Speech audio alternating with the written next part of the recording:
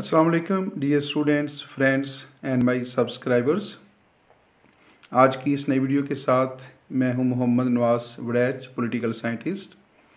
आज जो है वो इस नई वीडियो के अंदर जो हमने एक सिलसिला शुरू किया है, इंट्रोडक्शन टू पॉलिटिकल साइंस। उस सिलसिले में ये लेक्चर नंबर 2 है।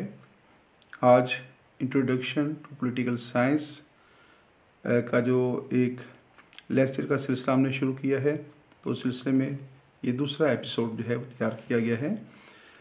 इस एपिसोड के अंदर जो है हम देखेंगे importance, utility and significance of political science, यानी जो पॉलिटिकल साइंस है, इल्म सियासियात है, उसकी अहमियत क्या है और उसके मकासद क्या हैं और इसका मकसद क्या है, और ज़िंदगी के किन शोबों के अंदर जो है ये मज़मून जो है ये अपने तालिब इल्मों को, अपने पढ़ने वालों को फ़ायदा जो है पहुंचाता है, और उसका बुनियादी मकसद क्या है, इसकी इम्पोर्टेंस क्या है। इन तमाम पहलुओं के ऊपर जो है एक तफसीली बहस जो है वो आज की इस वीडियो के अंदर शामिल है। तो आइए देखते हैं importance, utility and significance of political science.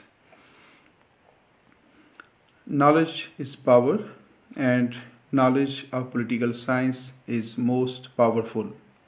Political science की जो इम्पोर्टेंस है, उसकी जो अहमियत है, उसका अंदाज़ा आप इस कोटेशन से लगा सकते हैं कि कहा जाता है कि नॉलेज इज़ पावर, कि इल्म एक ताकत है, and the knowledge of political science is most powerful.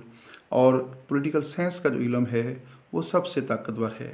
यानी हर इल्म जो है वो किसी भी चीज़ का इल्म हो, वो एक पावर है, एक ताकत की अलामत है। और तमाम उलूम में से जो ताकतवर इल्म है, सबसे बड़ा इल्म है, उस सिलसिले में कहा जाता है कि that is the knowledge of political science. The knowledge is power and knowledge of political science is most powerful. इससे पॉलिटिकल साइंस की अहमियत जो है वो वाज़िह हो जाती है कि उसकी इम्पोर्टेंस क्या है और उसकी सिग्निफिकेंस क्या है। The idea of political science like justice, liberty, equality, fraternity, rule of law and individualism are more powerful than atomic bombs and bullets of guns। Political science की जो इम्पोर्टेंस है, जो उसकी अहमियत है, उसके बारे में कहा जाता है, उसका अंदाज़ा इस बात से लगाया जा सकता है। The ideas of political science like justice, कि पॉलिटिकल साइंस के जो मुख्तलिफ आइडियाज़ हैं, मुख्तलिफ नज़रियात हैं, मसलन जस्टिस है, इंसाफ, लिबर्टी आज़ादी है, इक्वलिटी मुसावात, फ्रेटर्निटी भाईचारा एंड रूल ऑफ लॉ कानून की हुक्मरानी, एंड इंडिविजुअलिज्म इनफरादियत पसंदी are more powerful than atomic bombs and bullets of guns. तो इनके बारे में कहा जाता है कि ये एटम बम से और बंदूकों की गोलियों से जो है पॉलिटिकल साइंस के जो नज़रियात हैं वो ज़्यादा ताकतवर हैं।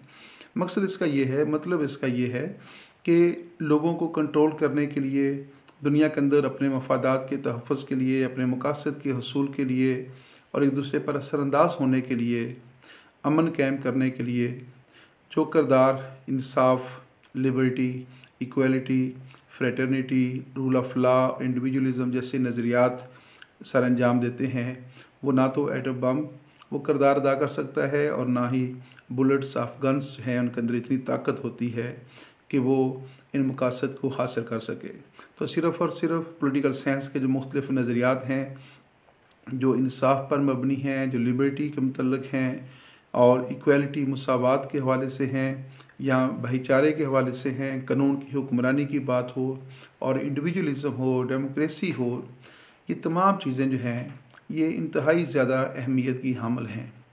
किसी भी माशरे को तरक्की की राह पर गामज़न करने के लिए और उसको उसके मफादात को हासिल करने के लिए, मकासद को हासिल करने के लिए जो किरदार इंसाफ, आज़ादी, मुसावात, भाईचारा, कानून की हुक्मरानी और इंडिविजुअलिज्म अदा करते हैं, वो किरदार जो है, वो मकसद जो है, ना तो एटमी असले से हासिल हो सकता है और ना ही बुलेट से हासिल किया जा सकता है।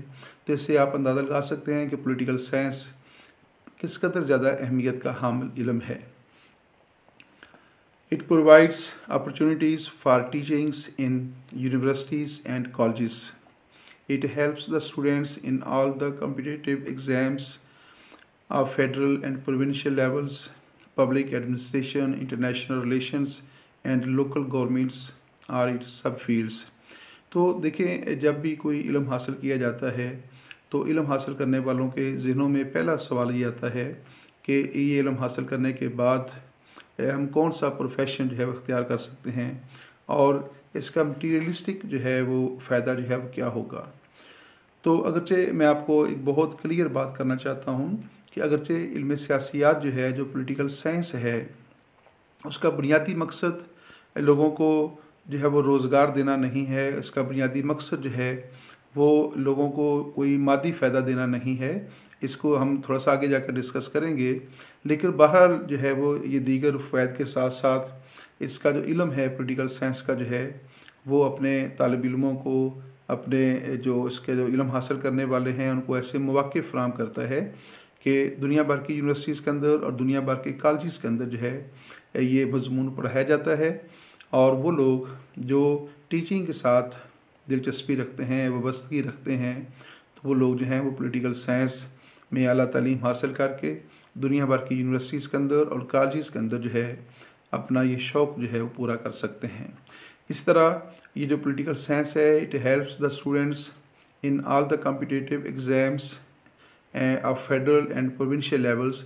तो पाकिस्तान के हवाले से ख़ास तौर पर जो है बात ज़रूरी है कि पाकिस्तान के अंदर फेडरल लेवल के और प्रोविंशियल लेवल के जितने भी मुकाबले के इम्तहानात होते हैं, CSS है, PMS है, तो PMS है, तो इनमें आप देखें कि सबसे ज़्यादा जो हेल्पफुल मज़मून होता है वो पॉलिटिकल साइंस का होता है।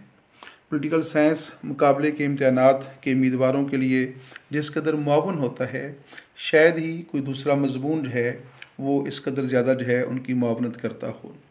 इसकी बहुत सारी एग्जांपल आपको दी जा सकती हैं कि जैसे एक तालिब इल्म जो है वो MBBS करता है और MBBS करने के बाद उसका जी चाहता है कि वो अब कॉम्पिटिटिव एग्ज़ाम्स दे, मुकाबले का इम्तहानात दे और वो CSS करे। तो उसके लिए ज़रूरी होता है कि अगरचे उसने MBBS की आला तरीन डिग्री हासिल की होती है, लेकिन इसके बावजूद जो है उसको पॉलिटिकल साइंस का मुताला करना पड़ता है और उसके लिए ये ज़रूरी होता है।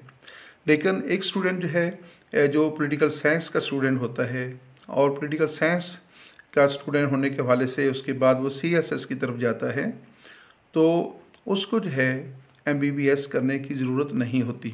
CSS का इम्तिहान देने के लिए जिस कदर ज़्यादा अहमियत पॉलिटिकल साइंस के सब्जेक्ट की है, किसी भी और सब्जेक्ट की नहीं है।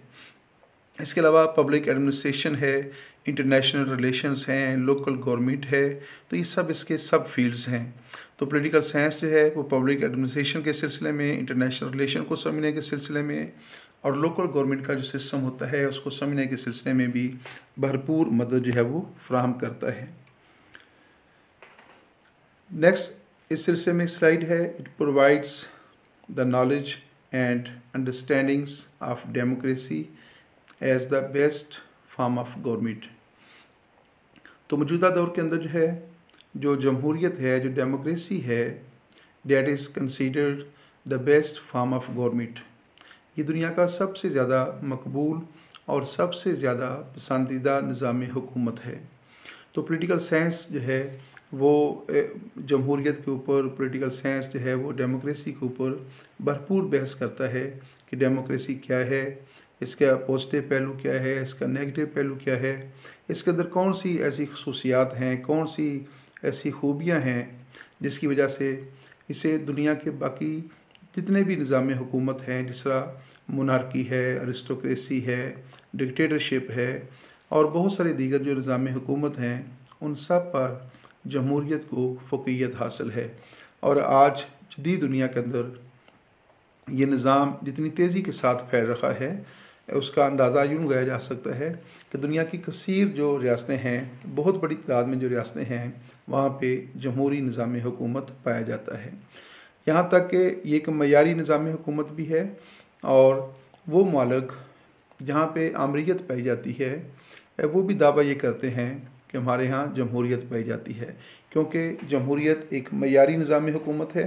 इसलिए गैर जमहूरी मालिक भी, जहाँ पे आमरीत हो, फ़ौजी मार्शल लॉ लगा हुआ हो, या जहाँ पे कम्युनिज़म हो, तो वो भी जो है दावा यही करते हैं कि हमारे यहाँ भी जमहूरियत पाई जाती है। तो जमहूरियत क्या है, इसके फ़वाइद क्या हैं, इसके ऊपर पॉलिटिकल साइंस का जो मजमून है वो भरपूर बहस करता है। और पॉलिटिकल साइंस के मुताले के बाद उसका तालिब इल्म जमहूरियत की जो इम्पोर्टेंस है, जो जमहूरियत की सिग्निफिकेंस है, उससे बखूबी वाकिफ़ हो जाता है और फिर वैसा रवैया अख्तियार करता है जो जमहूरियत के लिए बड़ा मुफीद और मुआवन साबित होता है। This episode deals with the question, why should we study political science? What is the purpose of the study of political science and what are the advantages of its study? तो ये जो एपिसोड है, ये आगाज़ में मैंने आपको बता दिया कि हम इसमें जो यूटिलिटी ऑफ पॉलिटिकल साइंस है, सिग्निफिकेंस ऑफ और इम्पोर्टेंस ऑफ पॉलिटिकल साइंस है, उसके ऊपर बात करेंगे। तो इस एपिसोड के अंदर दरअसल ये क्वेश्चन जो है डिस्कस किए गए हैं कि why should we study political science, कि हम पॉलिटिकल साइंस क्या मुतालिया क्यों करते हैं, या हमें पॉलिटिकल साइंस का मुतालिया क्यों करना चाहिए, and what is the purpose of the study of political science, और इसका मुतालिया का मकसद क्या है, what are the advantages of study, और इसके फ़ायदे क्या हैं। तो इन तमाम सवालात का जवाब जो है वो इसी एपिसोड के अंदर जो है वो मुख्तलिफ स्लाइड्स के अंदर जो है वो दिया गया है। नेक्स्ट है, बहुत इंपॉर्टेंट बात है जिसका थोड़ा सा मैंने जिक्र भी किया और तफसील से यहाँ बात करते हैं, mistaken idea of the study of political science.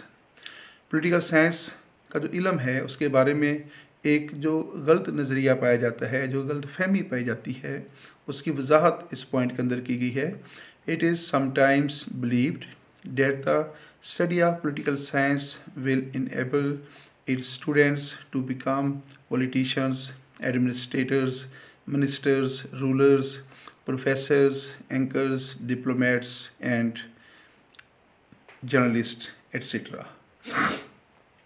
तो आम तौर पे ख्याल किया जाता है कि जो पॉलिटिकल साइंस का जो तालिब इल्म है या पॉलिटिकल साइंस का जो मजमून है वो अपने तालिब इल्मों को जो है इस काबिल बना देता है, या उसका मकसद ये है कि वो कामयाब पॉलिटिशियंस बन जाएं, वो एडमिनिस्ट्रेटर बन जाएं, वो मिनिस्टर्स किसी गवर्नमेंट के अंदर बन जाएं, वो सदर, वज़ीर आज़म और मिनिस्टर्स बन जाएं, वो रूलर्स बन जाएं, और वो प्रोफेसर बने, या फिर वो एंकर पर्सनस बने, वो डिप्लोमेट्स बन जाएं, या फिर वो कामयाब जर्नलिस्ट बन जाएं।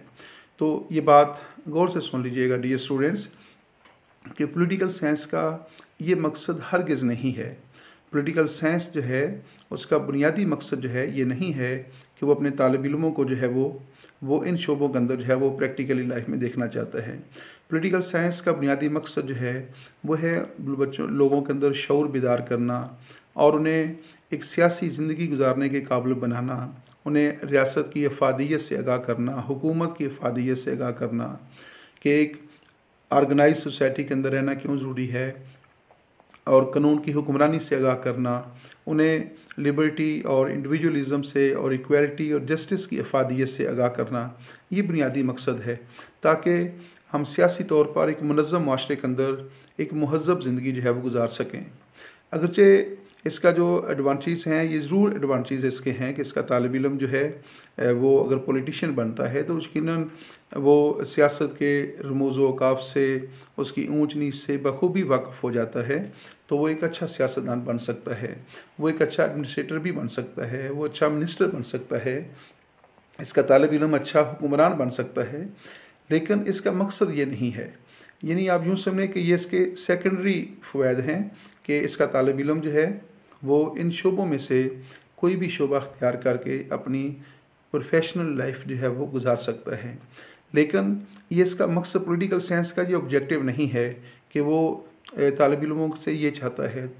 पॉलिटिकल साइंस का बुनियादी मकसद ये है कि स्टूडेंट्स के अंदर जो है या अपने जो उसके जो रीडर्स हैं जो स्टडीज़ कर रहे हैं उसको उनके अंदर जो है उनको बताया जाए कि इज्तिमाई ज़िंदगी गुजारना क्यों ज़रूरी है, रियासत के अंदर जो हम एक ऑर्गेनाइज्ड लाइफ गुजारते हैं और एक मुनज़्ज़म ज़िंदगी गुजारते हैं उसकी अफादियत क्या है, हुकूमत का क़याम कैसे ज़रूरी है, हुकूमत का फ़्रेज़ क्या है, उस हुकूमत की ज़रूरत क्या है, फ़र्द और रियासत का आपस में तल्लुक़ क्या है, फ़र्द और रियासत में से किसको ज़्यादा अहमियत हासिल है, इंसाफ का निज़ाम जो है रियासत के अंदर किस कदर ज़्यादा अहमियत का हामिल है, और एक फ़र्शनास और ज़िम्मेदार हुकूमत और हुकूमत की तब्दीली जो है वो इन बातों से जो है डिस्कस करता है, मुख्तलिफ़ निज़ामी हुकूमत से हमें आगाह करता है, ताकि जब हम अपनी रियासत के लिए किसी एक निज़ामी हुकूमत का इंतख़ाब करें तो हम बेहतर निज़ाम हुकूमत का इंतख़ाब कर सकें। वो हमें बताता है कि हुकूमत की तब्दीली के लिए इंतख़ाबात का जो तर्ज़ अमल है, इंतख़ाबात का जो तरीक़ेकार है, वो कितना शफ़ाफ़ होना चाहिए, कितना गैर जानबदार होना चाहिए। तो हमें इस बात से भी जो है पॉलिटिकल साइंस का इल्म जो है वो आगाह करता है।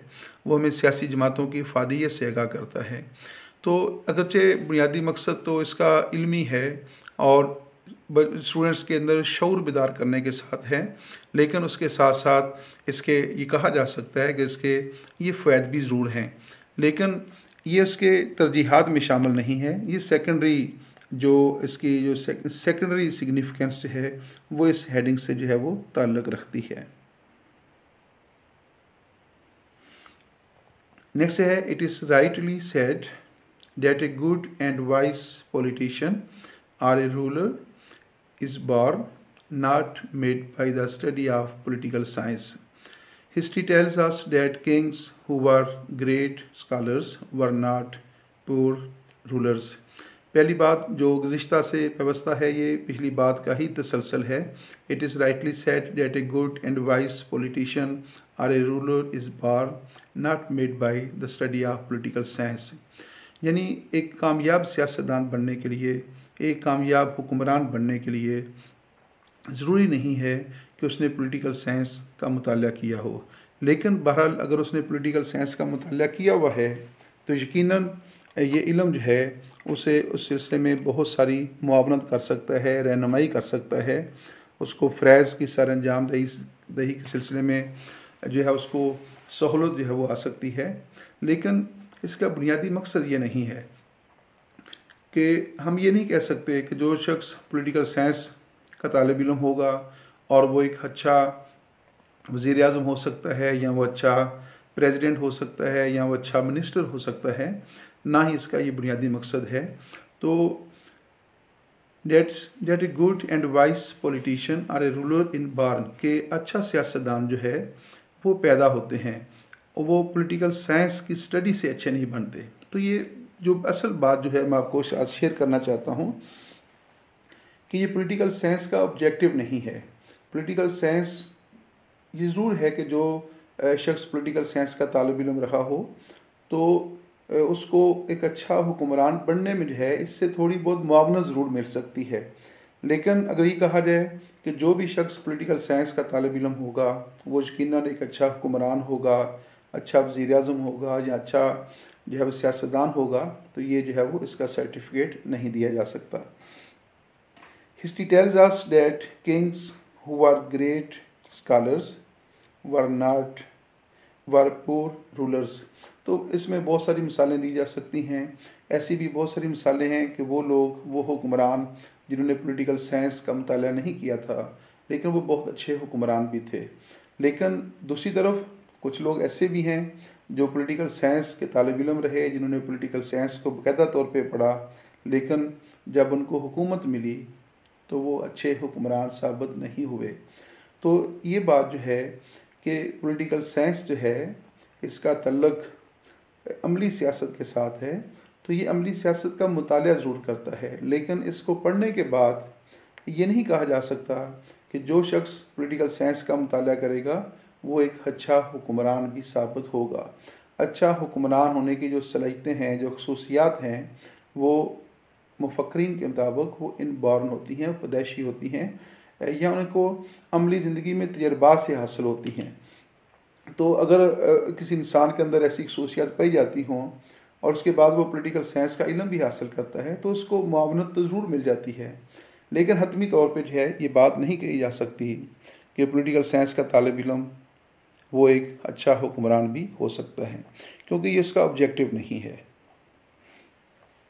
Political science and political thinkers, Aristotle declares it as a most authoritative of the sciences. Its aim is the supreme good of society. He considers it as a master science. तो Aristotle जो है who is considered as the father of political science, जिसको हम बाबा सियासियात भी कहते हैं, तो वो पॉलिटिकल साइंस की अहमियत बयान करते हुए उसने कहा है कि पॉलिटिकल साइंस जो है इज़ ए अथॉरिटेटिव जो है वो साइंस है। और इसके अलावा वो इसको कहता है कि वो its aim is the supreme good of society. Political science का मकसद क्या है कि माशरे की सबसे ज़्यादा बेहतरी, सबसे ज़्यादा इस्लाह और खैर ख्वाही जो है वो पॉलिटिकल साइंस का बुनियादी मकसद है। He considers it as a master science. वो इसको आका उलूम करार देता है। वो कहता है कि जितने भी उलूम हैं, जितने भी इल्म हैं, उन सब का आका जो है, सबसे सुप्रीम जो साइंस है वो पॉलिटिकल साइंस है।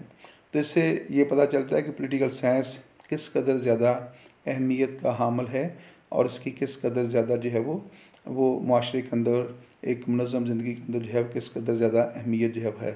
तो एरिस्टोटल जो है इसको बड़े वाज़ेह तौर पे बयान करता है। वो इसको अथॉरिटेटिव साइंस कहता है, मास्टर साइंस का नाम देता है और बहुत अहम बात वो करता है कि its aim is the supreme good of society, कि माशरे की यानी रियासत की सबसे ज़्यादा खैर ख्वाही और भलाई जो है वो इस इल्म का बुनियादी मकसद है।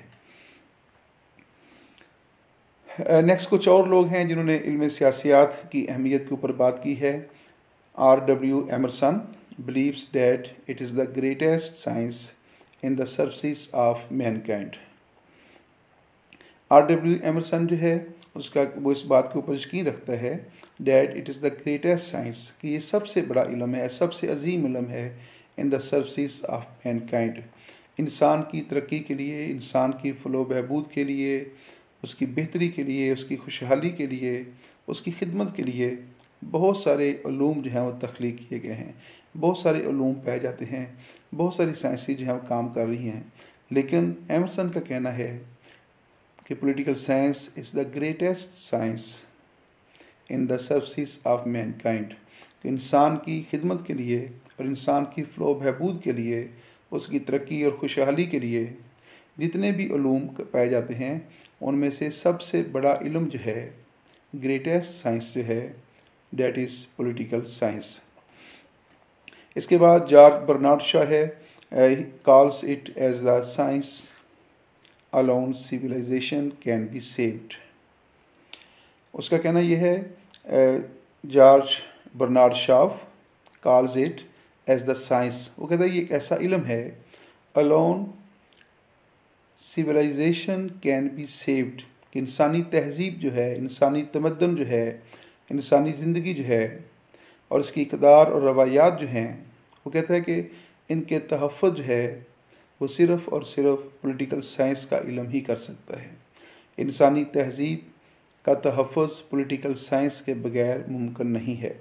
तो calls it as a science alone civilization can be saved. वो कहता है कि एक ऐसा इल्म है जिसके ज़रिए जो ह्यूमन सिविलाइजेशन है, इंसानी तहजीब है, उसका रहन सहन, उसका कल्चर, उसकी इक़दार, उसकी ज़िंदगी गुजारने का तरीका, सलीका, वो सिर्फ़ और सिर्फ पॉलिटिकल साइंस के ज़रिए ही महफूज बनाया जा सकता है। नेक्स्ट है G Catlin says the practical importance to humanity of pure political science is no less than that of pure physics. तो उसने जो है वो उसका फ़िज़िक्स के साथ मुआवजना किया है। कार्टन जो है उसका कहना ये है, the practical importance to humanity of pure political science, humanity जो है, इंसानियत जो है, उसकी अमली खिदमत के लिए, उसकी बेहतरी के लिए जो है वो जो पॉलिटिकल साइंस है is no less than that of pure physics. वो कहता है कि इंसानी खिदमत के सिलसिले में, इंसानी तरक्की, इंसानी खुशहाली के सिलसिले में पॉलिटिकल साइंस का इल्म फ़िज़िक्स के इल्म से कहीं भी कमतर नहीं है। तो उसका कहना, उसने एक मुआवजना पेश किया है कि इंसानी खिदमत के सिलसिले में फ़िज़िक्स ने बहुत बड़े कारनामे सर अंजाम दिए हैं, तो पॉलिटिकल साइंस जो है उससे किसी भी लिहाज से कम नहीं है। तो उसका कहना ये है कि एक तरफ इंसानी खिदमत के सिलसिले में और ह्यूमैनिटीज़ की जो इम्पोर्टेंस है, जो उसकी अहमियत है, उसमें फ़िज़िक्स ने बहुत अहम किरदार अदा किया है। तो दूसरी तरफ जो पॉलिटिकल साइंस है उसका किरदार भी बहुत नुमायाँ है। No one can deny its utility. तो वो कहता है कि कोई शख्स जो है वो पॉलिटिकल साइंस की अहमियत से इनकार नहीं कर सकता। इसकी अहमियत ये है कि इंसान जो है वो रियासत के अंदर ज़िंदगी बसर करता है, और हमारी जो मुनज़्ज़म ज़िंदगी है वो रियासत के बगैर मुमकिन नहीं है। जो एक सिविलाइज्ड लाइफ है वो रियासत के अंदर ही मुमकिन होती है। और पॉलिटिकल साइंस जो है बेसिकली रियासत का इल्म है, हुकूमत का इल्म है, रियासत और हुकूमत के जो मामलात हैं, जो सरगर्मियाँ हैं, उनका इल्म है। तो दीगर तमाम उलूम जो हैं इस वाले से इसके ऊपर बरतरी हासिल है कि इसमें हम एक ऐसे अदारे का इल्म हासिल करते हैं जो तमाम अदारों के ऊपर फ़ौक़ियत रखता है, जो सबसे ताकतवर अदारा है, सबसे बाख्तियार अदारा है, वो सावरन है, वो इक़्तिदार अल्लाह का मालिक है, और उस जैसा कोई और अदारा नहीं है। यानी रियासत जैसा कोई और अदारा नहीं है। रियासत मुनफरिद है, रियासत जो है वो सावरन है, इक़्तिदार अल्लाह की मालिक है, सबसे ताकतवर है, सुप्रीम अथॉरिटी की मालिक है। और पॉलिटिकल साइंस में इसी अहम तरीन अदारे का मुताला किया जाता है। इससे इसकी अहमियत भी जो है वो वाज़ेह होती है। स्टडी ऑफ गवर्नमेंट, जो पॉलिटिकल साइंस जो है एक तरफ जो है वो रियासत का मुताला है कि रियासत क्या है, माजी में रियासत कैसी थी, मौजूदा दौर में रियासत कैसी है, मुस्तक़बिल में कैसी होगी, फ़र्द और रियासत का आपस में तल्लुक़ क्या है। तो एक तरफ ये रियासत को स्टडी करता है, और दूसरी तरफ जो है political science is the study of government, ये हुकूमत का भी इल्म है।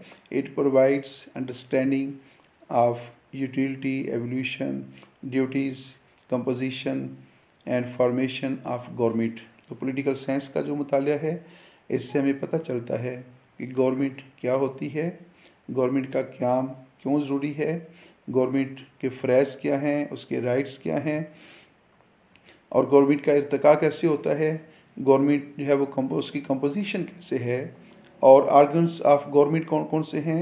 हर गवर्नमेंट जो है वो 3 शोबों पर मुश्तमिल होती है। There are 3 organs of government: legislature, executive and judiciary.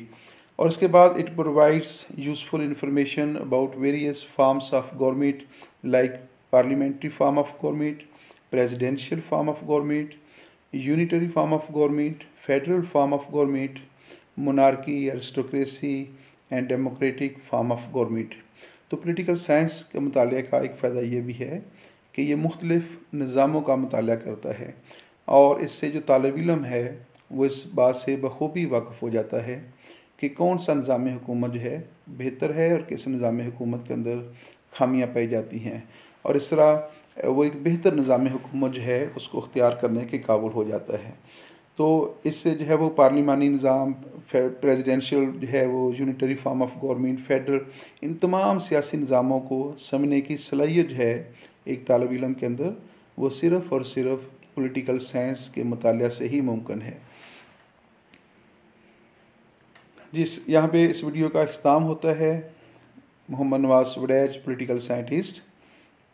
उम्मीद है आपको ये एक मुख्तसर सी वीडियो जो है वो पसंद आई होगी, और नेक्स्ट एपिसोड के अंदर जो है आपसे दोबारा मुलाकात होगी। आई डेडिकेट दिस लेक्चर टू साबर नाज, who is a regular viewer of my channel.